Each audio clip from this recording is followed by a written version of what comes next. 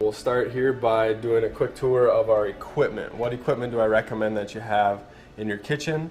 If you're going to start doing more cooking, less eating out, this might be what you're looking for. So I'll open this up, and again, I have a lot, most of this stuff is based out of the restaurant where I kind of received most of my training, and there is a couple little in-home things that I recommend. I'll start with this one right here.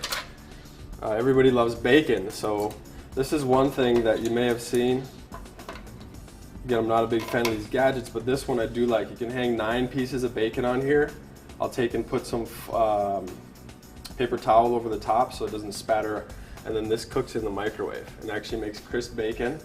And it's something that you can do. You can throw this in your microwave and go get ready in the morning. Come back 9 minutes later and you have 9 pieces of bacon. All the fat drips down. You can drain it into the garbage can, or you can save it, however you want to do it. So just something kind of a little bit different you might not see in everybody's kitchen. From there, we have, this is a ricer. I'll use this for ricing potatoes, mainly sweet potatoes. You can run other things through there.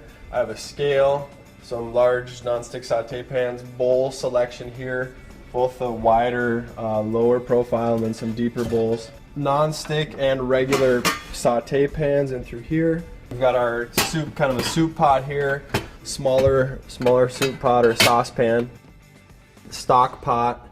Here we have our cast iron skillets. Those are good for blackening and all kinds of good stuff. Up here I've just got a tray of gadgets, portion control scoops, a couple of tenderizers, graters, a grill brush for marinades on the grill, can opener, slotted spatula, platters for serving.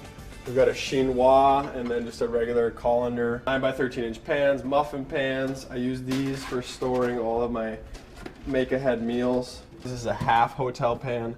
This is a third hotel pan, 4 inches deep, 2 inches deep. We've got a salad spinner. Use that for a lot of different things.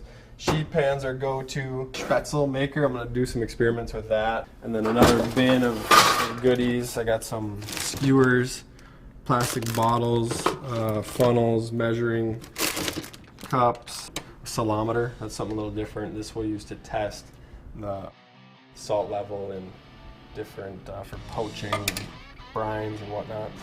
And then this is an injector. So, Hondo, most people aren't gonna have this, but this is a big pan. Use that a lot for braising, big braises, and set that over these 4 burners. Get all 4 of them going and cook big quantities of food all at once. On the bottom we have our hotel pans, and then our cooling or baking racks for elevating things. Then I also have a non-stick crepe pan. And with this pan right here, you can make egg wraps without using any fat at all. From there, we can look over here. I just have some cookbooks, a couple books about the kitchen or different chefs. Some more skewers, mainly for hors d'oeuvres.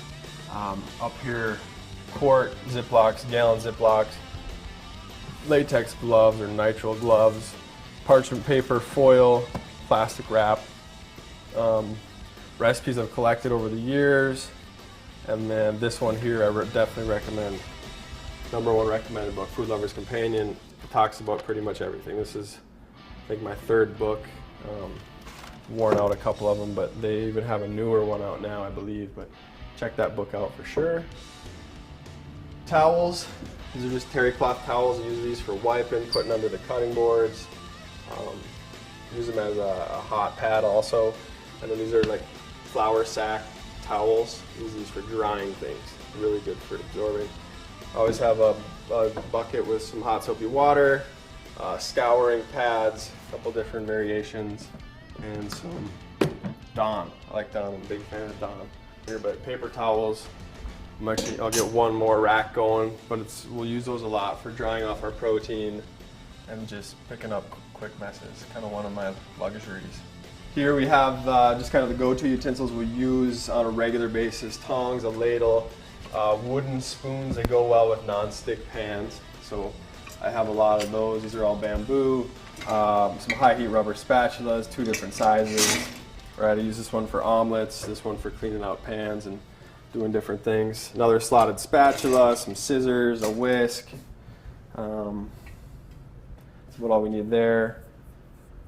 And this scoop, another thing that's kind of a little gadget that I happen to like. It just helps you get stuff from the cutting board into the pan efficiently. So you can use your hands, but it ends up spilling on the floor, on the stove. I like that scoop. My brother Jason gave that to me. I love this thing. I got this blender in Alaska when I had a smoothie stand at it was called the Panini Press. For this particular one, we made smoothies and panini sandwiches for one weekend. I think I don't know, but we were able to pay for that blender pretty easily, just selling a bunch of smoothies. Immersion blender, great little tool. KitchenAid mixer. It's a lot of different things you can do with this. For mixing things, there's a lot of different attachments you can put on here. A meat grinder is a good one that we'll use. Food processor, definite go-to. We use that a ton. If you're going to be following me and following my recipes, recommend getting one of these. It's got the grater attachment in there now, and then over here we just have the actual blade for processing. Spice grinder, extra cutting board, obviously knives. This is my knife kit. I have in here, we're just about to sharpen the knives, so sharpening stone, vegetable peelers, instant read thermometer, serrated knife, chef's knife, serrated paring knife, really good tool. It's like $3, local restaurant supply store. Offset petty knife, this is the knife I use for fabricating meat. When I cut it up, it's got the tip in there, so it helps you get it in all different angles. It's kind of flexible too, you can bend it. And then, let's see, this is a thermometer we can use to test whenever you heat something up. The oven, you can just check 349, and it's set at 355. So it's just about preheated. Same thing here, we're at 346, and it says 346. So we know that these ovens are accurate. This is good for just playing around. You can test how hot your pans are. Helps you know your smoke points on your oils. Let me just show you this too. I got bus tubs, a couple of bus tubs. Let's put these on these trays, and I'll put my dirty dishes in here as I go, and then just carry that over to the sink, and just makes for more efficient. You can also use these bus tubs for when you go to the grocery store, so that you don't have to use so many plastic bags, or even if you bring your own bags, the bus tub is the way to go. People kind of look at you funny, but it's a lot easier than carrying all these bags.